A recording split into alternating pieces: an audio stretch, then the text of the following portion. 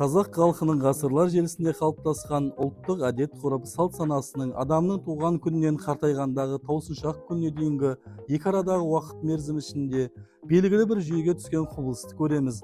Мысалы, жаңа туған нәрестенің қырқын атап, шілдеханасын өткізіп, бесік жырын айтып, ән салып, өлең айтып, жастар бір жырғап қалса, көп өтпей-ақ тәй-тәй басып жүре бастағанда, тұсаукесерін, ырым-жырымын өткізіп, аталары бата беріп, қызыққа бататын. Міне осы тұста мемлекет басшысының болашаққа бағдар рухани жаңғыру жобасы аясында, егер жаңғыру елдің ұлттық рухани тамырынан нәр алмаса, ол адасуға бастайды.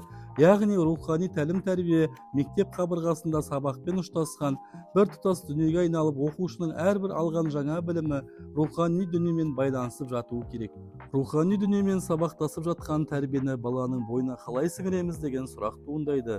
Бізге көмекке Абайдың даналығы, Әуезовтің ғұламалығы, Жамбылдың жырлары мен Құрманғазының күйлері, ғасырлар қойнауынан жеткен бабалар үні, бұлар біздің рухани мәдениетіміздің бір парасы ғана.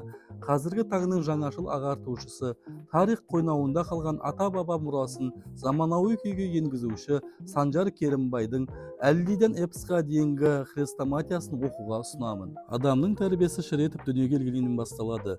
Әуелі отбасы, ошақ қас тәрбиесі, содан соң мектеп тәрбиесі, содан кейін азаматтық өмір осылай кете береді. Алаш қайраткерлерінің өмір баяндарын оқығанда, алғашқы білімді ауыл молдасын алды деп келетін елеусіз ғана мәліметті талай рет көзіңіз шалған шығар. Солай болған.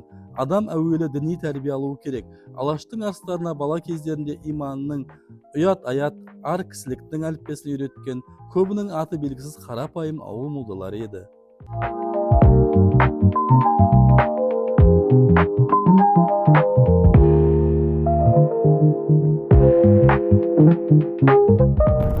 Қорыта айтқанда, көрнекті қаламгер Таласбек Әсемқұловтың бір жылдығын ойлаған ел бидай егеді, 10 жылдығын ойлаған ел ағаш егеді, мәңгілігін ойлаған ел ұрпағының жүрегіне ізгіліктің дәнін егеді деген сөзімен аяқтағым келеді.